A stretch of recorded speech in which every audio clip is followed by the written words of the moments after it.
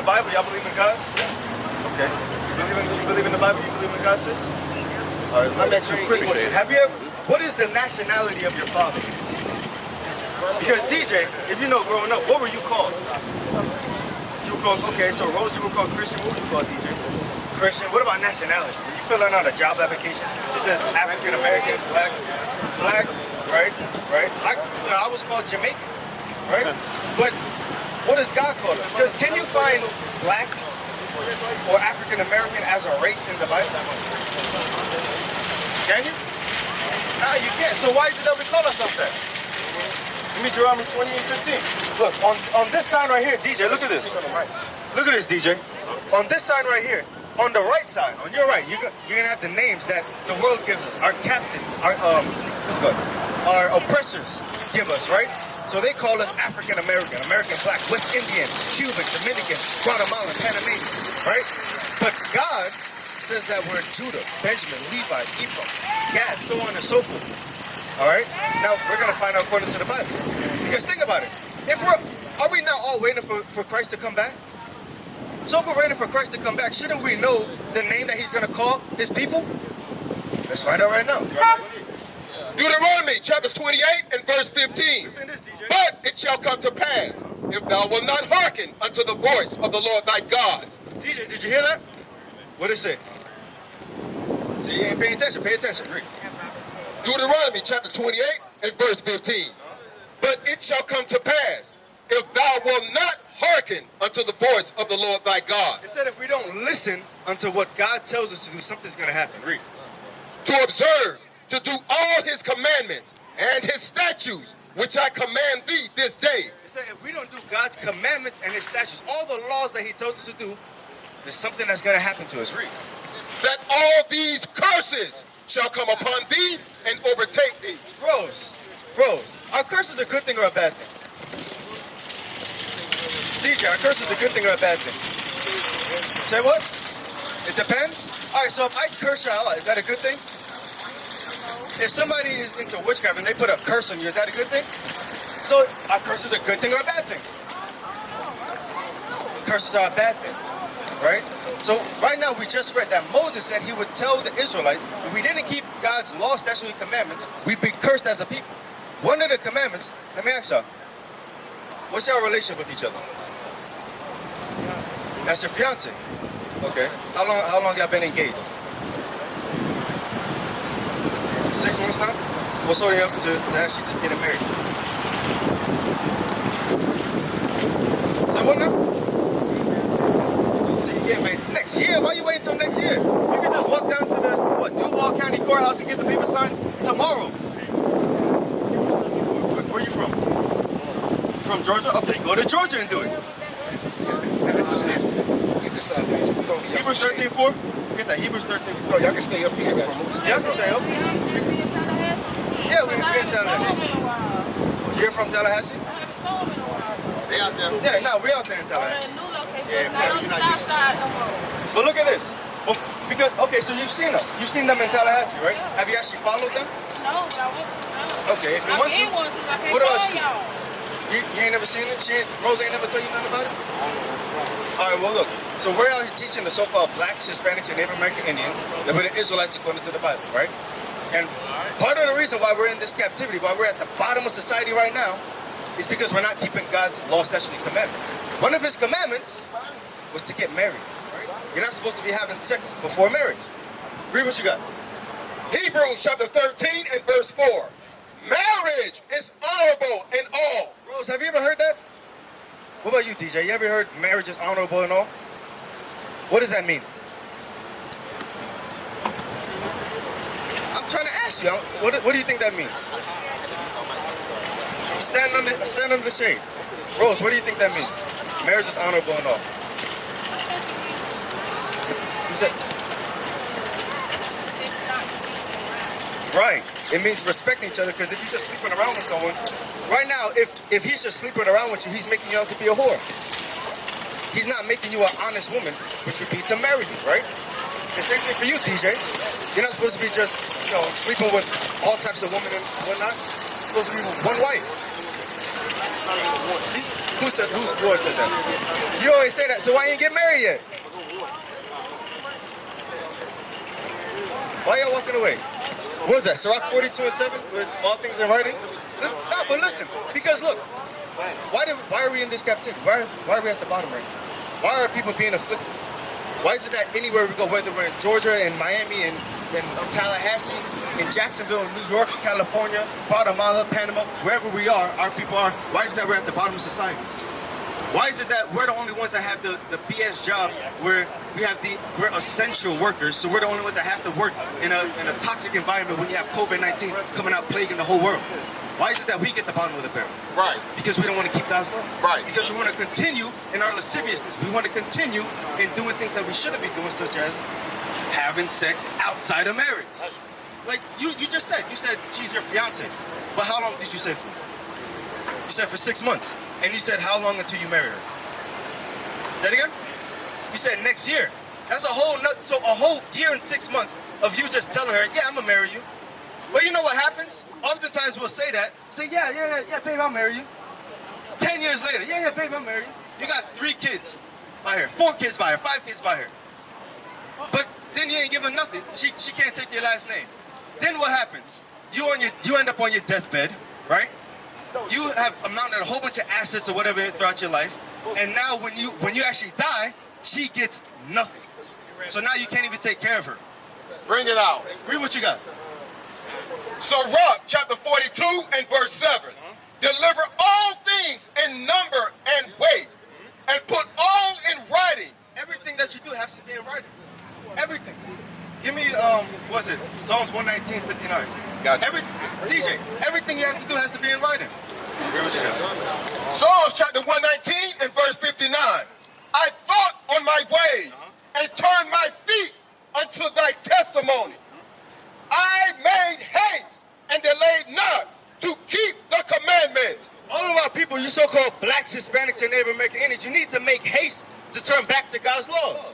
Because the reason why we're in this condition, reason why we're at the bottom of society, is because no one wants to follow what the Lord ordained for us. Right. He tells us that we're a special people. He tells us we're supposed to be walking a certain way, but we want to do every other side way. We want to do everything opposite. We want to do contrary to God. We want to follow Satan. That's what we want to do. We want to follow the other nation. It doesn't make any sense. Deuteronomy 28:16. Deuteronomy chapter 28 and verse 16.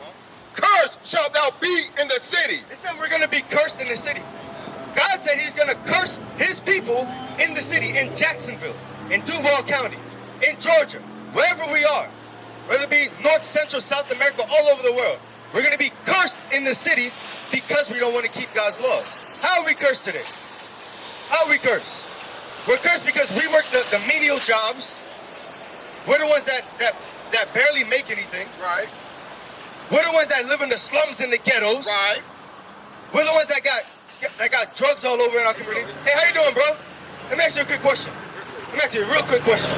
Do you know your nationality according to the Bible? What do you call yourself? African American. Come over here real quick. Because we actually got a sign that actually denotes that. Come over.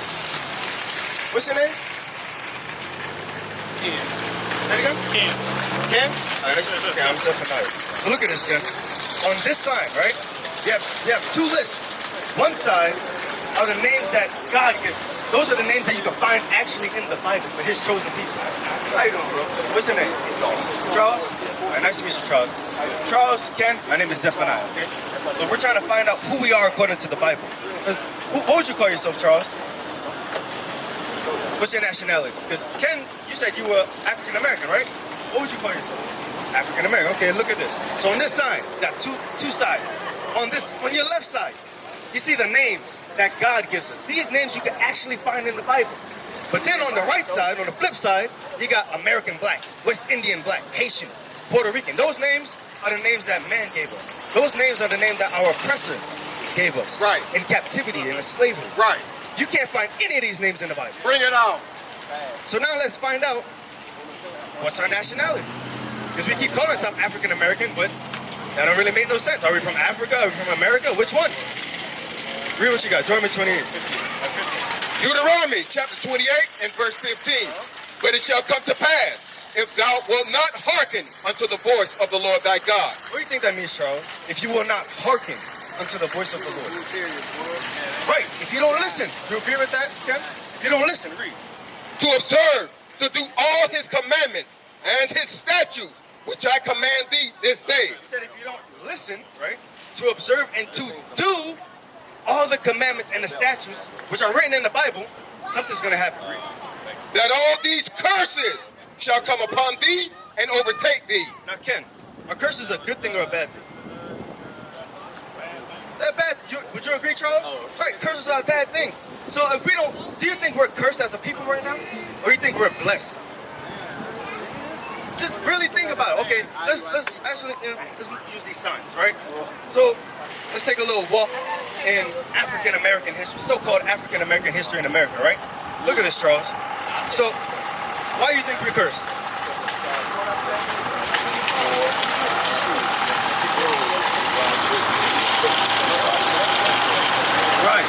Right. Because they don't see us as equal. And as a matter of fact, they shouldn't. We're not equal. We're above them. But they don't see us anywhere close to that. They look at us as Negroes. That's why they call us that. They look at us as American blacks. They look at us as a people who don't know who they are. At all. We're lost. Right. What's that? Isaiah 65:15? Give me that. Isaiah 65:15. But look, on this sign, you can see, we didn't make this up. This is stuff you can find in certain history books. I mean, they're taking it out of history books now. But you can find us being sold on the plantation, sold on auction blocks. They were inspecting us. The same thing that they do now today with like the drafts. Right. The NFL drafts, Bring the it NBA out. drafts. It's the same thing. Right. Same thing when it comes to any of those sports or any type of entertainment. They did it back then. Remember, back then they had, what was it? There was some type of wrestling, or whatever, where they had us fight to the death. You know what I'm talking about? What was it called? Yes, like Mandingo competitions. That's exactly what they had us do. Fighting each other to death. It's the same thing that they have us do when we're playing football, basketball, MMA, UFC. It's the same thing. It's primarily our people that participate in that. Read what you got for our name. Isaiah chapter 65 and verse 15. And ye shall leave your name for a curse unto my chosen. He said we're going to leave our name. So we left the name of Judah, Benjamin, Levi, Ephraim, the names that God actually gave us. Right. We left those names. He said we don't want to deal with those names anymore. Right. We want to leave our names for a curse. That curse is calling yourself American black. Bring it out. That curse is calling yourself West Indian black. Things that actually don't pertain to us. Yeah, you got a flyer right here. Officer Jerry, can you give me a flyer? But look at this, Charles. So look at this. So right now we know we left our names for a curse, a name that God gave us, right? But why is it that we're under these curses? What did we do to get ourselves under these curses? Remember, we read it earlier. We didn't keep, right, we didn't listen. Right. So what are some things that you think we're going to have to do? If the reason why we went into captivity was because we didn't keep God's laws, how do you think we could get ourselves out of this condition? Right, by keeping God's laws. It's that simple. She knows I ain't even for her. Exodus 28. Exodus 28. Because do you know what today is, Charles? Today's the Sabbath day, according to the Lord. It's not just any regular day. It's not just Saturday. It's the Sabbath day. It's the day of rest. Exodus 28. Exodus chapter 20 and verse 8. Remember the Sabbath day to keep it holy. God said to him, this is one of the 10 Commandments. He said, remember the Sabbath day, because he knew we'd forget. He knew that we'd be destroyed to a point where we have no idea who we are or what laws to keep. He said, remember the Sabbath day, and for the Sabbath day, we have to keep it holy. Right. What do you think? What does holy mean? Right, exactly. There's certain commandments we have to keep on the Sabbath day to keep it separate or special from any other day. Right. Keep reading. 6 days shalt thou labor and do all thy work. All right, so he said for the Sabbath day, you have 6 days to do all your work. So what's the first day of the week? Okay, Monday is the first day of the work week. What's the first day of the week? Sunday. Sunday's the first day of the week. Tomorrow's Sunday. But look, if you look at a calendar, right? What's the first day of the week? It'll be Sunday. We got Sunday, Monday, Tuesday, Wednesday, Thursday, Friday, and then the 7th day is what? Saturday, today. So we have 6 days to do our work, from Sunday all the way till Friday. Read. But the 7th day, Which is what day? Saturday, right? is the Sabbath of the Lord thy God. That's the Sabbath of the Lord our God. Now we're gonna find out some laws. In it thou shalt do no work. So we can't work on the Sabbath day. So, I mean, do you typically have to work on Saturdays? Okay, so that's good. We're not supposed to be working on the Sabbath day. It's supposed to be a day of rest, right? Thou, nor thy son, nor thy daughter, thy manservant, nor thy maidservant, nor thy cattle, nor thy stranger that's within thy gates. So nobody under our control, under our roof. You're married? Okay. You have a family? Okay. So are you with a woman? Okay. So nobody under your house is supposed to be working on the Sabbath day. It's a day of rest, right? That's one of the laws for the Sabbath day. Now we got Hebrews 13. Okay, we're gonna jump on the Sabbath day. Go to something real quick because you said something. You said you're with a woman, right? Is she? Okay, are you with her now? So you're with another woman. Okay, so with this woman, real quick, is she a so-called black, Hispanic, Native American? She's black? Okay. How long you been with her? A year and a half? You ever think of marrying her? When did you think of that? Say about 6 months ago? Okay. Is she your fiance now? Why not? I'm not making the same mistake I made. Okay. Hebrews 13:4. Hebrews chapter 13 and verse 4. Marriage is honorable in all, and the bed undefiled. So God says that the bed, meaning having sex with that woman, is undefiled when you're married to her. Have you been having sex with the woman? Have you been having sex with the woman? Yeah, obviously, right? So right now, the bed is defiled. It's going against what God set up. Right now, that's part of the reasons why we're in the curse. Right? And it's not just you. We've all done it. I mean, you know, I grew up in the church. So a lot of this, you know, I know and I understand. But, you know, you also tell you, being here, it ain't easy to follow everything. Ain't none of us gonna be free from sin. You know, somewhere along the line, ain't none of us sin. The only man who's not with that.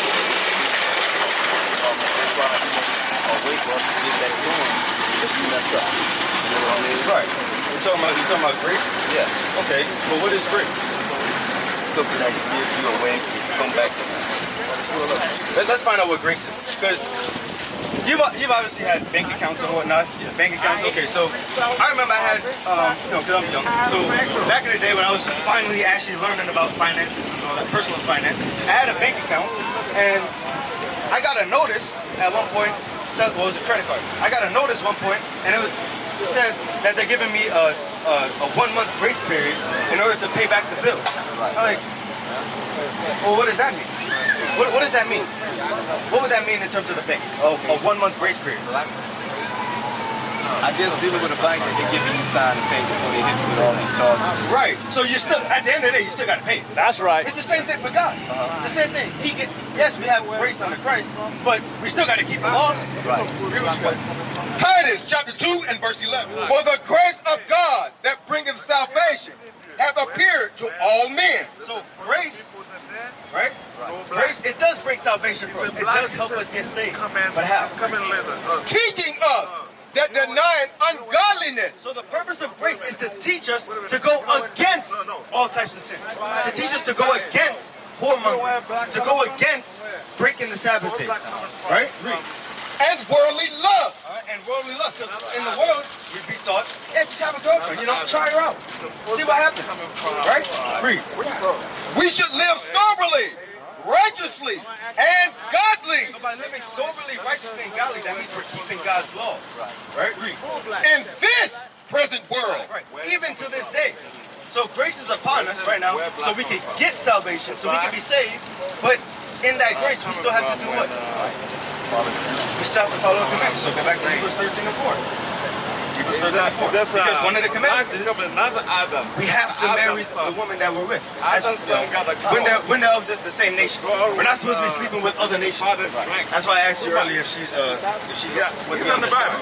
Read what you got. Hebrews chapter 13 and verse 4. Marriage is honorable in all. So when you're married, that's honorable in God's eyes because it's showing that you are having respect unto his daughter. Right. It's showing you're not treating her like a whore or a hoe. Right. It's showing that you actually have some type of, you have the proper mindset and you're trying to be a just man. Right? Read. And the bed undefiled, but whoremongers. Whoremongers are those men and women who want to have sex outside of marriage, right? And adulterers. God will judge. God's going to judge those people. He's going to judge those who are having sex outside of marriage. We used to scream black power while Heron was pushed. But at the end of the day, nothing's in vain. IUIC has been given a vision. The tents of Judah has risen. Many has attempted the mission, minor murmuring, omitting, and missing the mark. Just reading that he had the flame of fire in his eyes gave us the spark. We on Paul's mission. We out on the road, purple and gold, from Mexico, Cuba, Haiti, Ghana, Sierra Leone. 144,000 boots banging, concrete crackling. These are our men repented at heart. The scriptures is proof. IUIC, we deliver the truth.